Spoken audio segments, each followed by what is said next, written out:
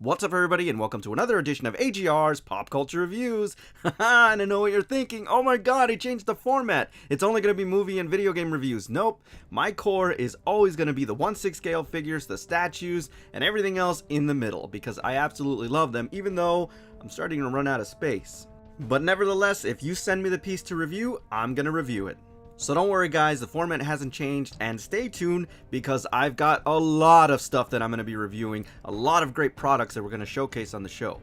Now, I've said this before, what the CW has done for the DC Universe is really like a shot in the arm and really invigorated fans because they've been doing some amazing work with these characters.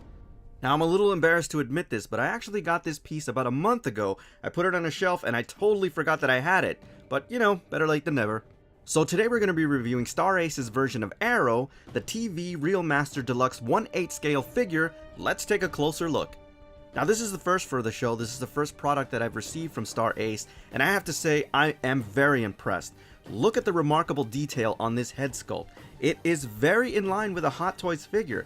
An incredible amount of detail, in fact. That looks like Stephen Amell. I absolutely love the beard stubble. The eyes are incredible. The countenance in the face is great. And look at the hair sculpt.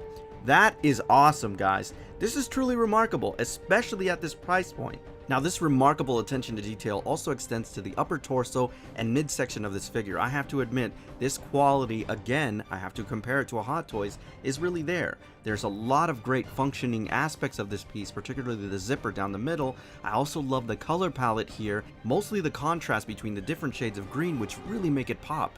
Textures are also very impressive here, especially when you consider the darker areas. They're very reptilian in nature and look really cool with this figure.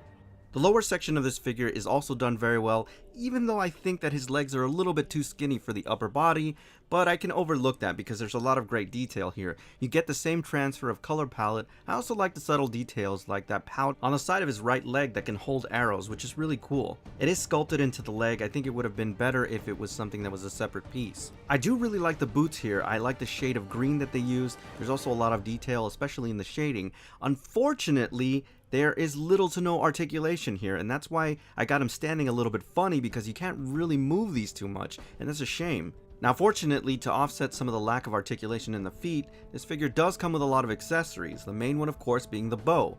Now, the bow is not hyper detailed, but it is realistic enough not to look awkward with this figure. I also have to mention that it is pretty functional, and for the most part, it is pretty ornate, so to speak. Now, you definitely want to mirror this piece because I think the reverse side is pretty spectacular. Not only do you get an incredibly detailed quiver, and I do like the color palette here, that nice shade of brown really stands out, but you also get really detailed arrows, and I love that they went with that ultra hyper green. It really accents the figure really well. Again, you get a good sense of the quality here. It is disturbing that you can't manipulate the feet, but overall it's pretty well done. You should mirror this because it is pretty awesome. Now, they did something really interesting with the base here, and for all intents and purposes, it's kind of a contradiction in terms. They made a base look more expensive than it actually is. Now, I love the shade of green that they used, especially the font from what we see in the TV show that reads Arrow, but it is a cheap base, and you can tell the moment that you pick it up that it's all hollowed out, but it keeps the cost down. It also comes with a Flexi Pillar, very similar to Hot Toys offerings. You screw it onto the base, and it is flexible so that you can manipulate it. It also comes with a waist grabber, but I don't recommend that you use it because it takes away from the figure. Now, as I mentioned before, this figure comes with a lot of accessories, the first one being an alternate head sculpt where he actually wears the mask. And again, just like the original head sculpt that we already showcased, this is extremely detailed, and in many ways looks a lot cooler once he's got the hood on, so it's nice that we get the option of displaying it with both head sculpts. Now, the variety of specialized arrows is really where I think the accessories shine here. You do get a grapple arrow, along with a punching glove arrow and a flaming arrow, 2 regular arrows, and then a miniaturized one. I think that's pretty cool that you have a lot of variety in which you want to display his armaments. Finally, rounding out the last bit of accessories are 4 additional hands for various poses, and of course the waist grabber, which I don't recommend that you use. He can actually stand up pretty well as long as you're leaning him up against the pillar, because that waist grabber looks horrible with this figure. Now, here's the deal with this piece. It is truly amazing, though I can't give it my recommendation for Holy Grail piece, and I'll tell you why.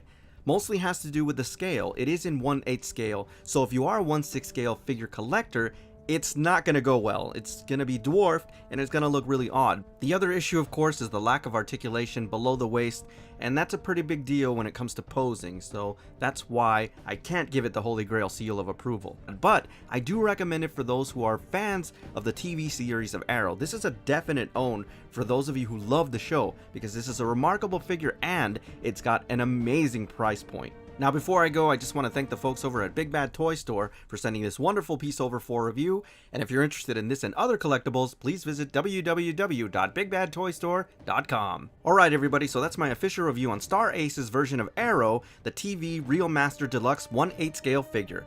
As always, I thank you for tuning in, and I'll see you on the next AGR's Pop Culture Reviews.